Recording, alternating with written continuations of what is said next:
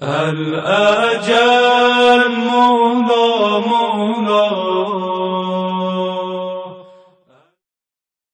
اعوذ باللہ من الشیطان الرجیم. بسم اللہ الرحمن الرحیم.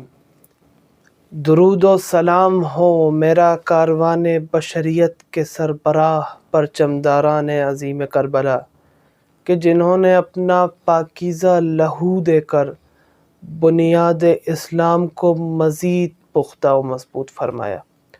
السلام علیکم ناظرین، میں ہوں رضا رضوی اور آپ کے لیے ایک اور نیا پروگرام لے کر حاضر ہوئے ہیں.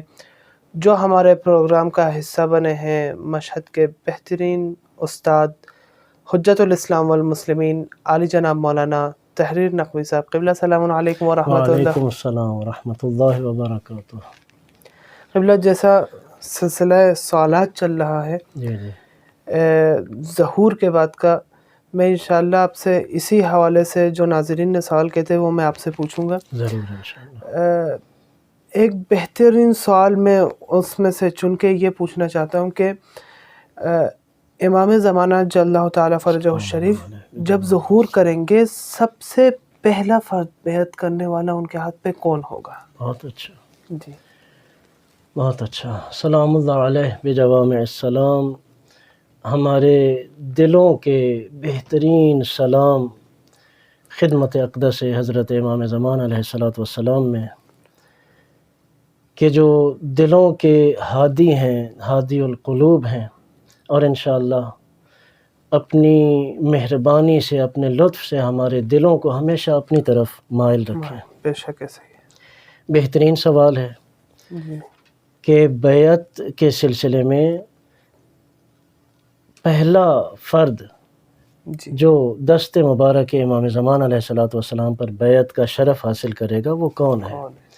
تو اس سلسلے میں یہ فضائل کا بھی سلسلہ ہم یہاں پر شمار کر سکتے ہیں کہ فرشتے معصوم مخلوق ہیں، جی اور اس کے باوجود اس معصوم مخلوق کے اوپر بھی فضائل میں ایک ایسی مخلوق خدا موجود ہے، ایک ایسے حجت خدا موجود ہیں کہ جب ہم دیکھتے ہیں مولا امام جعفر صادق علیہ الصلوۃ والسلام کی اس حدیث شریف کو، جو آپ کے سوال کا جواب بھی بن رہی ہے، جی تو ہمیں اندازہ ہوتا ہے کہ فرشتے بھی معصوم ہیں اور یہ حضرات بھی معصوم ہیں، لیکن بیعت کرنے والے کا رتبہ اور فضیلت اور ہے، اور جس سبحان کے اللہ. دست مبارک پر بیعت ہو رہی ہے وہ اور ہے.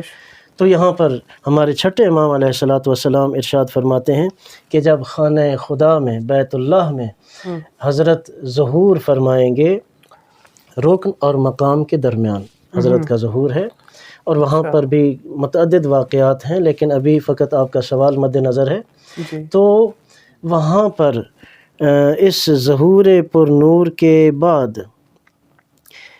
اس آیت کی تلاوت فرماتے ہیں کہ ان الذین یبایعونک انما یبایعون اللہ ید اللہ فوق ایدیہم فمن نکث فانما ینکث علی نفسہ.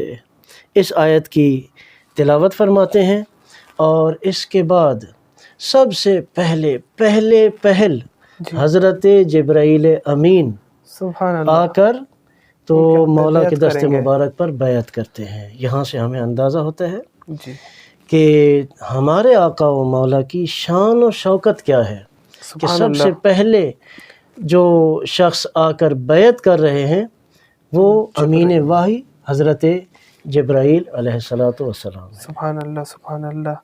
خدا آپ کو سلامت رکھے. مولا آپ سب کو سلامت رکھیں انشاءاللہ. یہ تھے حجت الاسلام والمسلمین عالی جناب مولانا تحریر نقوی صاحب. امید ہے آپ نے ان کے بیان سے استفادہ کیا ہوگا. انشاءاللہ آئندہ نیا پروگرام لے کر ناظرین کی خدمت میں حاضر ہوں گے.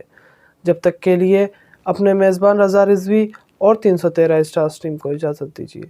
والسلام علیکم ورحمۃ اللہ وبرکاتہ.